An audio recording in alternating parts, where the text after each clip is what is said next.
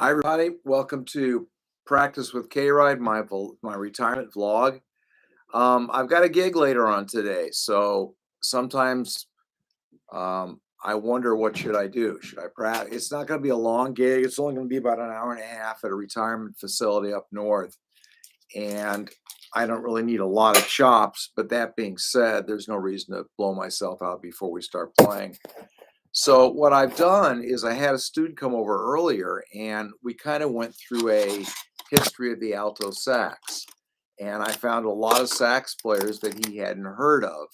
And I think it's a great idea to revisit these kind of grandfathers of our music when you get a chance. So I went back and we looked at Charlie Parker, and before him, Earl Bostic, and before him, the guy in Duke Ellington's band and Lester Young, not Lester Young, that's tenor.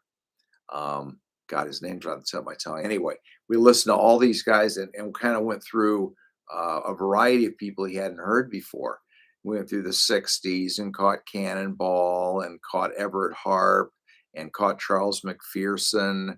And there's a whole bunch of alto players. I'm leaving out Phil Woods, guys and Ornette Coleman. Oh my God. But these are people that kind of broadened his education and reminded me of all the different ways people have approached the alto sax. Because it's easy to feel like you're picking up an instrument and you're playing an instrument to sound like the instrument. But the goal in the 60s was to sound like yourself. So you'd have inflections, your tone, the way you would phrase. These were all supposed to reflect who you are as a musician and who you are as an individual.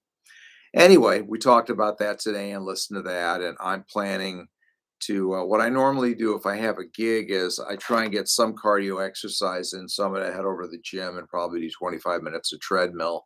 And then I may even actually lay down and take a nap before I play tonight. It depends how I feel. But I try deliberately to take it easy and not show up all tired because I want to have energy to focus and actually perform tonight.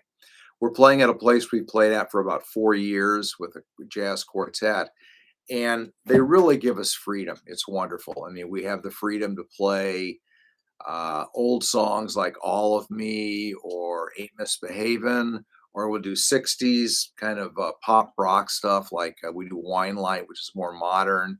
We do Mercy, Mercy, Mercy, Mercy, Mercy, Mercy, which is 60s. But it's a fun group. And boy, after last weekend, I am so happy that I play with the guys I play with. Oh my God, these guys are wonderful. The bass player and drummer and guitar are all very good, but they're very sensitive. When we play together, we really bounce off of each other, and it's such a wonderful feeling. I heard a couple bands this last weekend, and one band I heard, it's as if they weren't even in the same room. The sax players played all the time. Didn't matter if you got a vocal going or a chorus, he was all the time. Drummers throwing in all these fills that made no sense whatsoever. The bass player was doing a pretty decent job, and both singers were flat. So either they couldn't hear themselves or they're just used to playing that way. But I this made me appreciate, oh my God, I play with really good musicians, and it's important for me to play with good players. So I'm very happy that I've had that opportunity.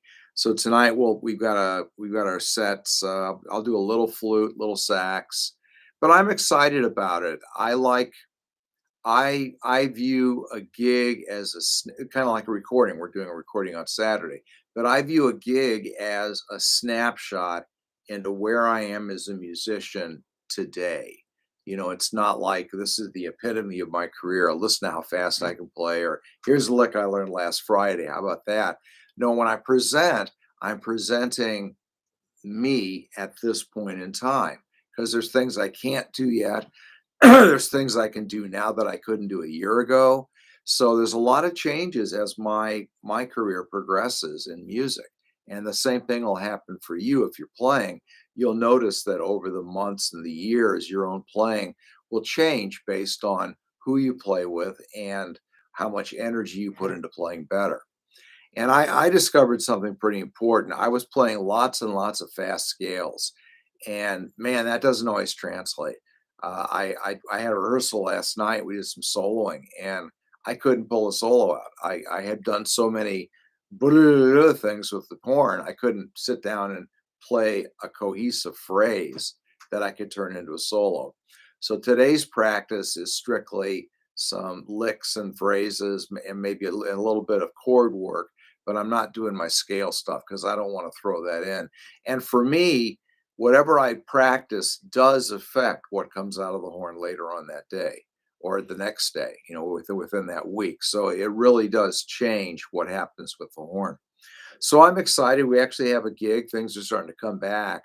There are a few places around town that have bands, but I think our gigs are wineries, so those will be coming around the next few months. And I know there's one place that wants us for 5 months in a row, and another place that usually gets us once or twice a season.